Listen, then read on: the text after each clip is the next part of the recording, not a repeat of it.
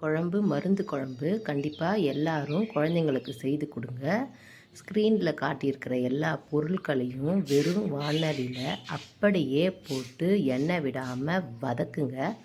வதக்கிட்ட பிறகு நீங்கள் மாமூலாக எப்படி குழம்பு வைப்பீங்களோ அதுபோல் காரக்குழம்பு வச்சுட்டு நீங்கள் இறக்குறச்சே ஒரு சின்ன வாணலியில் நெய்யை விட்டு வேப்பம்பூவை போட்டு நல்லா வதக்கி நீங்கள் இறக்குறச்சே கொட்டணும். இறக்குறச்சே கொட்டி இந்த குழம்ப கொடுத்தீங்கன்னா வயிற்றுக்குள்ளே இருக்கிற பூச்சி எல்லாத்தையும் இந்த குழம்பே எடுத்துடும். நம்ம வேப்பம்பூவை அடிக்கடி நம்ம சமையலில் சேர்த்தா நமக்கு ரொம்ப நல்லது. கண்டிப்பாக எல்லோரும் குழந்தைங்களுக்கு இந்த குழம்ப செய்து கொடுங்க.